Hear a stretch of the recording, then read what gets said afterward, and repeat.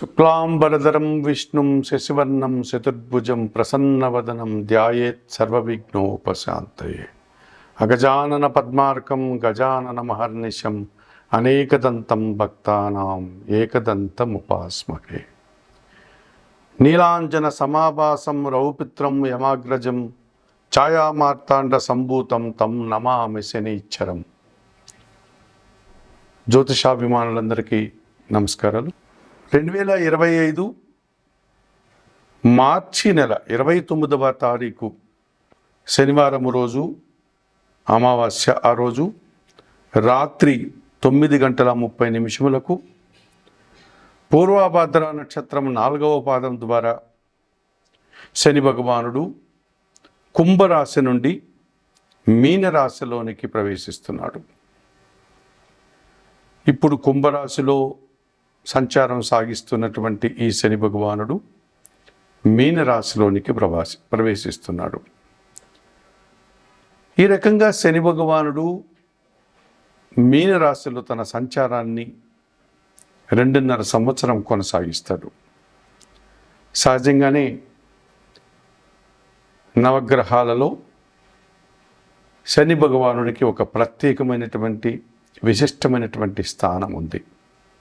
ఈయన మెల్లదనానికి కారకుడు, శ్రమజీవనానికి కారకుడు, కర్షకులు, కార్మికులు, నిరంతరం పనిని దైవంగా భావించేటువంటి కష్టజీవులందరికీ శని భగవానుడు ప్రాతినిధ్యం వహిస్తాడు. పనులు అనుకున్నంత వేగంగా జరగకుండా మెల్లగా వాయిదా పడేటువంటి పద్ధతుల్లో పనులన్నీ కొనసాగుతూ ఉంటాయి. సోమరితనానికి అనగా బద్ధక స్వభావానికి కూడా ఈ శని భగవానుడు కారకుడవుతాడు. కొన్ని సందర్భాల్లో రాత్రి భవళ్ళు అనగా విశ్రాంతి లేకుండా పనిచేసేటువంటి తత్వాన్ని కూడా ఈయన ఇస్తాడు. ఉదయం నిద్రలేసి తల వంచుకుని పనిలోకి వెళ్ళిపోతే కార్మికులు కానీ, కర్షకులు కానీ, శ్రమజీవులు కానీ మళ్ళీ సాయంత్రం వేళ ఎప్పుడు చీకటి పడిన తర్వాత ఇల్లు చేరుకునేటట్టుగా నిరంతరం పనిని భక్తిగా భగవంతుడిగా భావించి పనిచేసేటువంటి కష్టజీవులు ఎక్కువగా ఈ శని భగవానుడి యొక్క కారకత్వానికి కలిగి ఉంటారు. అటువంటి శని భగవానుడు కొన్ని సందర్భాల్లో పనులు దొరకని సందర్భాలు, ఆర్థికపరమైనటువంటి సమస్యల్ని, అనారోగ్య సమస్యల్ని, ముఖ్యంగా రుణాలు చేయాల్సినటువంటి పరిస్థితిని, సోమరితనం వల్ల కొన్ని సమస్యల్ని అనగా పనులు వాయిదా వేసుకోవడం లాంటి సమస్యల్ని, సమాజంలో ఒక రకమైనటువంటి అవమానాలు, పనుల్లో ఆటంకాలని ఇచ్చే పరిస్థితులు కూడా కలిగిస్తూ ఉంటాడు. వీటినే ఆయన సంచారాన్ని బట్టి మనము రకరకాలుగా శనిని అభివర్ణిస్తూ ఉంటాం. ఇప్పుడు మీనరాశిలోనికి శని భగవానుడు ప్రవేశించగానే ఏలినాటి శని ఏ ఏ రాశుల వారికి ఉంటుంది అని కనుక మనం పరిశీలిస్తే, ముందుగా ఈ ఏలిన నాటి శని అనగా 7 సంవత్సరములు శని పరిపాలించేటువంటి రాశులు ఏవి అని మనం ఆలోచిస్తే, ఇందులో ప్రధానంగా 3 రాశులు ఏలిన నాటి శని ప్రభావాన్ని కలిగి ఉంటాయి. అందులో మొదటిది మేషరాశి వారు. ఈ మేషరాశి వారికి వ్యయములో అనగా 12వ భావములోనికి శని ప్రవేశిస్తాడు మీనరాశిలోనికి. కనుక వీళ్ళకి ఏలినాటి శని ప్రారంభమవుతుంది. వ్యయములో 2.5 సంవత్సరం, తర్వాత మేషరాశిలో 2.5 సంవత్సరం, ఆ తర్వాత ద్వితీయ భావం అనేటువంటి వృషభ రాశిలో 2.5 సంవత్సరం. ఈ వ్యయము, జన్మరాశి, ద్వితీయ భావం, ఈ 3 రాశుల్లో 2.5 సంవత్సరాలను కలిపి ఏలిన నాటి శని అనగా 7.5 సంవత్సరాల శని అని పిలుస్తూ ఉంటాం మనం. ఇక మీనరాశి వారికి జన్మరాశిలో శని సంచారం కొనసాగిస్తున్నాడు కనుక వీరికి ఏలినాటి శని ప్రభావం 2.5 సంవత్సరం అయిపోయింది. అంటే వ్యయములో శని దోషం పోయింది. ఇప్పుడు జన్మరాశిలో 2.5 సంవత్సరం ఉంటాడు. తర్వాత ద్వితీయమైనటువంటి మేషరాశిలో 2.5 సంవత్సరం ఉంటారు. అనగా ఏలినాటి శని ప్రభావం 2.5 సంవత్సరం వెళ్ళిపోయింది.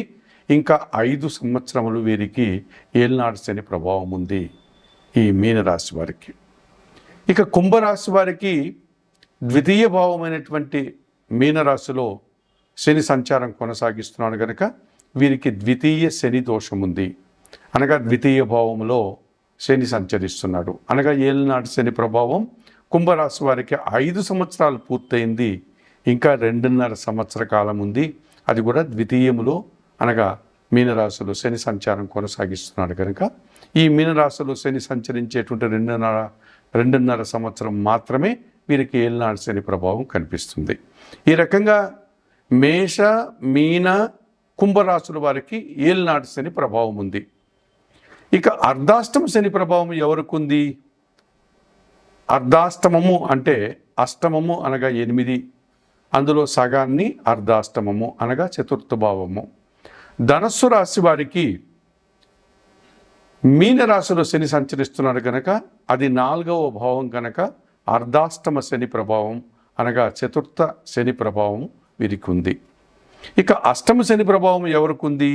సింహరాశి వారికి అష్టమ భావంలో అనగా మీనరాశిలో శని సంచరిస్తున్నాడు కనుక అష్టమ శని ప్రభావం అనగా అష్టమ శని దోషం వారికి ఉంది. కనుక మేష మీన కుంభరాశుల వారికి ఏలినాటి శని ఉన్నారు. మీనరాశులకి శని రావడం వల్ల ఈ 3 రాశులకి ఏలినాటి శని ప్రభావం ఉంది. ఈ మేష మీన కుంభరాశులకు. ధనుస్సు రాశి వారికి చతుర్థ భావం అనగా అర్ధాష్టమ శని ప్రభావం ఉంది. సింహరాశి వారికి అష్టమ శని ప్రభావం ఉంది. మరి శని ఎవరికైనా బాగా 100% శుభ ఫలితాలని శని యోగాన్ని ప్రసాదిస్తాడా అని పరిశీలిస్తే శని యోగం ఇచ్చేటువంటి రాశులు కూడా 3 100% శుభ ఫలితాలను ఇచ్చేటువంటి రాశులు కనిపిస్తున్నాయి. ఇందులో వృషభ రాశి వారికి లాభభావములో 11వ భావంలో శని సంచరించడం వల్ల వీరికి 100% శుభ ఫలితాలు రావడానికి అవకాశం ఉంటుంది. తులారాశి వారికి షష్ఠమ భావములో అనగా విక్రమ భావంలో శని సంచరిస్తున్నాడు కనుక వీరికి కూడా శని 100% యోగించేటువంటి పరిస్థితి కనిపిస్తుంది. మకర రాశి వారికి తృతీయ భావములో అనగా 3వ భావంలో శని సంచారం కూడా 100% శుభ ఫలితాలను అందిస్తుంది. కనుక శని యోగం వల్ల వృషభ రాశి వారికి లాభభావంలో శని, తులారాశి వారికి షష్ఠమ భావంలో శని, మకర రాశి వారికి తృతీయ భావంలో శని 100% శుభ ఫలితాలను అందిస్తారు. అలాగే శని ఒక 50% నుంచి 60% వరకు శుభ ఫలితాలను అందించేటువంటి రాశులు కూడా ఒక 2 కనిపిస్తాయి మనకు. ఇందులో ఈ 60% శని ప్రభావం కలిగినటువంటి రాశి మిథున రాశి అని చెప్పుకోవచ్చు. ఎందుకంటే మిథున రాశి వారికి దశమ భావములో శని సంచరిస్తున్నాడు. ఈ రకంగా అష్టమ భాగ్యాధిపతి అయినటువంటి శని భగవానుడు దశమ భావంలో రావడం వల్ల వీరికి పని పెరుగుతుంది. ఆ పనికి తగినటువంటి ఫలితము, ఆ కష్టానికి తగినటువంటి రాబడి లాభము అందుకోగలుగుతారు. కనుక 60% శని ప్రభావం మిథున రాశి వారికి ఉంటుంది. ఇక శని ఒక 30-40% మాత్రమే యోగిస్తూ ఎక్కువ ఇబ్బందులు కలిగించేటువంటి రాశులు ఏవైనా ఉన్నాయా అని పరిశీలిస్తే కర్కాటక రాశి వారికి భాగ్యభావంలో శని సంచరిస్తున్నాడు. ఇది వారికి 30-40% శుభ ఫలితాలు ఇస్తుంది. మిగతా వారికి ప్రతికూల ఫలితాలు ఇచ్చేటువంటి వాతావరణం కనిపిస్తుంది. అలాగే కన్యా రాశి వారికి సప్తమ శని ప్రభావం ఉంది. ఆ రకంగా వీరికి కూడా ఒక 30-40% శుభ ఫలితాలు రావడానికి అవకాశం ఉంది. మరి వృశ్చిక రాశి వారికి పంచమ శని ప్రభావం ఉంది. వీరికి కూడా 30-40% శని ప్రభావం రావడానికి అవకాశం కనిపిస్తుంది. ఇప్పుడు ఈ శని భగవానుడు 2025 మార్చి 29వ తారీఖు శనివారం అమావాస్య రోజున మీనరాశిలోనికి రావడం వల్ల ఈ 12 రాశుల వారికి శని ప్రభావం వల్ల ఎటువంటి సుఫలితాలు ఉంటాయి అన్న విషయాన్ని మనం తెలుసుకోబోతున్నాం. ఎన్ని నిమిషాలు వచ్చింది ఒకసారి చూడు. తులారాశి వారికి శని భగవానుడు మీనరాశిలోనికి ప్రవేశించడం వల్ల ఎటువంటి ఫలితాలు ఉంటాయి? సహజంగా 2025 మార్చి 29వ తారీఖు శనివారం అమావాస్య రోజున కుంభరాశి నుంచి శని భగవానుడు మీనరాశిలోనికి ప్రవేశించడం వల్ల తులారాశి వారికి ఈ శని ప్రభావం ఎలా ఉంది అని కనుక పరిశీలిస్తే చతుర్థ పంచమాధిపతి అయినటువంటి శని భగవానుడు షష్టమ భావంలోనికి ప్రవేశించడం వల్ల 100% శని యోగాన్ని తులారాశి వారు అనుభవిస్తారు. అనగా రుణ రోగ శత్రు విముక్తిని మీరు పొందగలుగుతారు. కొన్ని ఆర్థిక సమస్యలు, అప్పులు అనగా రుణాలను తీర్చుకోగలుగుతారు. అనారోగ్య సమస్యల నుంచి బయటపడి ఆరోగ్య సమస్యలు మీరు పొందగలుగుతారు. మీకు శత్రువులు సైతం మిత్రులుగా మారి మీతో స్నేహం చేసే సందర్భాలు కనిపిస్తుంది. కొన్ని కోర్టు కేసుల నుంచి మీరు పరిష్కారాన్ని పొందగలుగుతారు, అనగా లాభాన్ని పొందగలుగుతారు.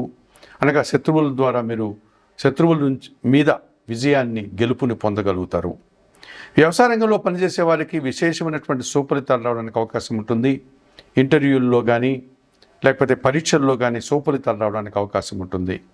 నూతన ఉద్యోగాలు సంపాదించుకోగలుగుతారు. ఉన్న ఉద్యోగంలో పదోన్నతులు పొందగలుగుతారు. రాజకీయ నాయకులకి జనాలలో విపరీతమైనటువంటి పేరు ప్రఖ్యాతలు రావడానికి అవకాశం ఉంటుంది. సామాజిక సేవ చేసేటువంటి వారికి మంచి పేరు ప్రఖ్యాతులు, సమాజంలో గుర్తింపు రావడానికి అవకాశం ఉంటుంది. ఈ తులారాశి వారు ఈ శని యోగం వల్ల, అనగా 6వ భావంలో శని సంచారం కొనసాగించడం వల్ల కుటుంబపరమైనటువంటి శుభకార్యాలు, కుటుంబంలో ఒక రకమైనటువంటి ప్రశాంత వాతావరణం, ఆలోచనలో కార్యరూపం దాల్చడం, సంతానం అభివృద్ధి పదంలో ముందుకు వెళ్ళడం, మీ ప్రణాళికలంతా కూడా ఆచరణ సాధ్యం కావడం వల్ల మీరు విశేషమైనటువంటి సుఫలితాలు పొందుతూ ఆనందంగా ఉండడానికి 2.5 సంవత్సరాల కాలంలో మీకు శని యోగిస్తాడు 6వ భావంలో అని చెప్పుకోవచ్చు. 12 రాసుల వారికి ఈ మీనరాశిలో శని ప్రభావం వల్ల ఎటువంటి పరిహారాలు నిర్వర్తించుకోవడం వల్ల ఈ శని ప్రభావం నుంచి బయటపడి మీరు సంతోషంగా ముందుకు వెళ్తారు అన్న విషయాన్ని ఇప్పుడు మీకు తెలియజేస్తూ, ముఖ్యంగా ఏళ్నాటి శని ప్రభావం ఉన్నటువంటి మేషరాశి వారు కానీ, కుంభరాశి వారు కానీ, అర్ధాష్టమ శని ఉన్నటువంటి వారు కానీ, అష్టమ శని దోషం ఉన్నటువంటి వారు కానీ, అనగా మేష, మీన, కుంభ రాశుల వారు, ధనస్సు, సింహరాశుల వారు, అలాగే శని యోగించినటువంటి కర్కాటక, కన్యా, వృశ్చిక రాశుల వారు, వీరందరూ కూడా తప్పనిసరిగా శనేశ్వరుని యొక్క ఆలయానికి వెళ్ళండి. శనేశ్వరుని ఆలయానికి వెళ్ళి స్వామివారిని సందర్శించుకొని అక్కడ అందుబాటులో ఉన్నటువంటి పూజాది కార్యక్రమాలు నిర్వర్తించండి. మనకు తమిళనాడులో కుంభకోణానికి దగ్గరలో తిరునల్లారు అన్నటువంటి ఊరిలో శనేశ్వరుని యొక్క ఆలయం ఉంది. అక్కడికి వెళ్ళి స్వామివారిని సందర్శించి అక్కడ మీరు పూజాది కార్యక్రమాలు నిర్వర్తించుకోవచ్చు. అలాగే మహారాష్ట్రలో షిర్డీ సాయినాథుని ఆలయానికి సమీపంలో శని సింగనాపురం అనేటువంటి మరొక శనీశ్వర ఆలయం ఉంది. అక్కడికి వెళ్ళి మీరు శనీశ్వర స్వామిని సందర్శించి అక్కడ అందుబాటులో ఉండే పూజాది కార్యక్రమాలు నిర్వర్తించుకోవచ్చు. ఆంధ్ర రాష్ట్రంలో మందవల్లి అనేటువంటి ప్రాంతంలో శనీశ్వరు యొక్క ఆలయం ఉంది. అక్కడికి వెళ్ళి అందుబాటులో ఉండే పూజాది కార్యక్రమాలు నిర్వర్తించుకోవచ్చు. ఇంకా అక్కడక్కడ చెదురుమదురుగా శనీశ్వర ఆలయాలు ఉన్నాయి.